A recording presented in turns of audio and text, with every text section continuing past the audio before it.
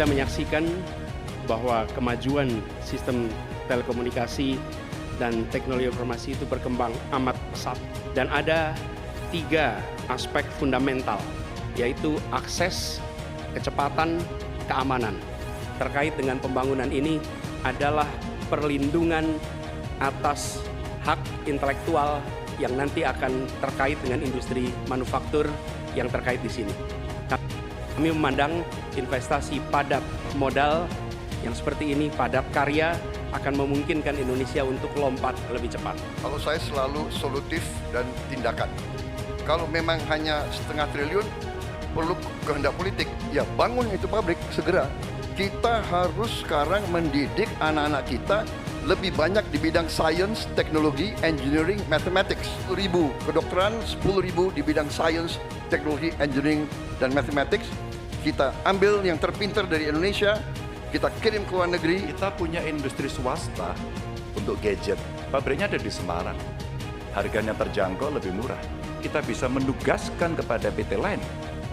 1 komputer, 1 laptop seharga maksimum 1 juta. Seperti ini kalau kita mau komparasikan, di India pernah dilakukan. Sehingga apa? Kedaulatan teknologi informasi Indonesia terancam. Impor ponsel tahun 2023 mencapai 30 triliun rupiah. Padahal untuk membangun pabrik ponsel hanya membutuhkan investasi sekitar setengah triliun rupiah. Pertanyaannya Bapak, apa langkah strategis paslon membangun kedaulatan manufaktur telekomunikasi dan teknologi informasi di Indonesia? Waktu Bapak 2 menit dimulai saat Bapak berbicara.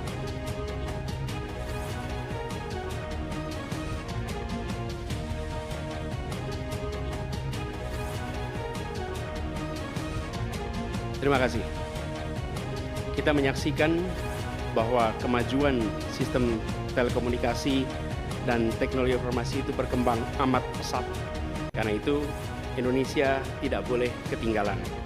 Dan gagasan kita adalah 1, peningkatan kualitas manusia dan inovasi di sektor teknologi informasi dengan cara pairing, berpasangan, mendatangkan pakar untuk bisa melakukan alih teknologi bersama-sama. Yang kedua, memprioritaskan investasi yang masuk dalam bentuk investasi padat karya yang didukung dengan perbaikan reformasi birokrasi dan pemberantasan korupsi. Ini akan memberikan lowongan kerja untuk masyarakat lokal. Dan ada 3 aspek fundamental, yaitu akses, kecepatan, keamanan, yang ini menjadi prioritas. Sehingga dengan cara seperti itu, ketika kita mengundang untuk melakukan investasi, kita akan bisa menyiapkan infrastrukturnya. Hal yang tidak kalah penting terkait dengan pembangunan ini adalah perlindungan atas hak intelektual yang nanti akan terkait dengan industri manufaktur yang terkait di sini. Kami memandang investasi padat modal yang seperti ini, padat karya, akan memungkinkan Indonesia untuk lompat lebih cepat. Demikian jawaban kami. Terima kasih. Masih ada waktu Bapak, masih ada 33 detik. Cukup. Baik.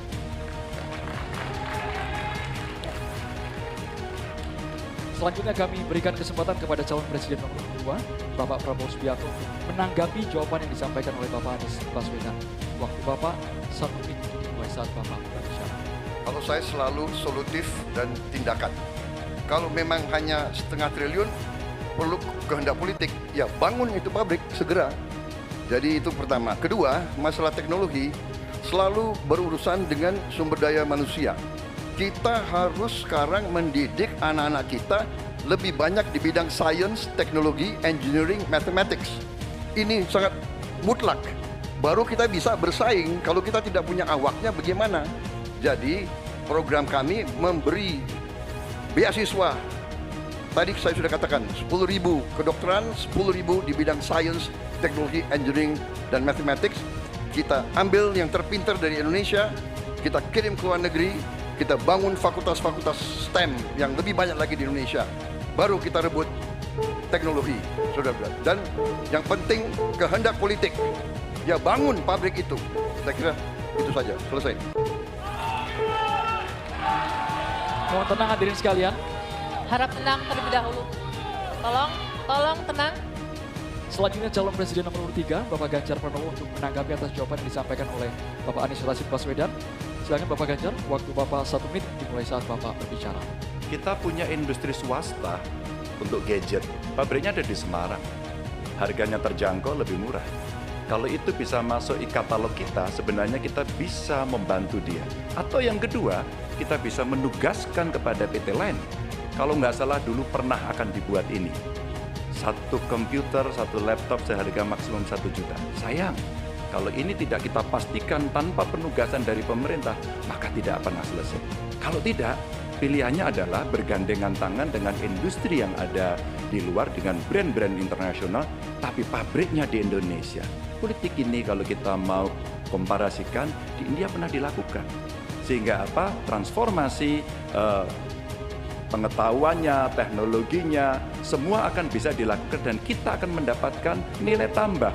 Gen kita akan ditambahkan di situ, kita bisa melakukan tindakan-tindakan untuk mencapai kemandirian sehingga kalau kemudian kita tidak terlalu bergantung. Saatnya calon presiden nomor urut 1, Bapak Anies Rashid Baswedan untuk merespon tanggapan calon presiden nomor urut 2 dan juga nomor urut 3. Silakan Bapak Anies, waktu Bapak 1 menit dimulai saat Bapak berbicara. Tadi saya sampaikan garis besar gagasan untuk kita bisa membangunnya. Ketika sampai kepada kegiatan praktis, maka pendekatannya kolaboratif. Negara adalah regulator dan negara memberikan ekosistem yang sehat. Panggil pelaku yang selama ini terlibat, baik swasta maupun BUMN. Sampaikan ada kebutuhan membangun pabrik telepon seluler. Tanya apa yang dibutuhkan dari negara. Yang dibutuhkan apa? Apakah perizinan? Apakah dana? Apakah keleluasaan pajak? Semua yang menjadi kebutuhan diberikan. Tapi pelakunya tetap swasta ataupun BUMN. Jadi fungsi kita ketika bicara membangun, bukan negara yang membangun, tapi memberikan pada BUMN atau swasta dan yang sudah bergerak di situ, siapkan infrastrukturnya, beri target waktunya, lalu eksekusi, tunggu peresmiannya. Terima kasih.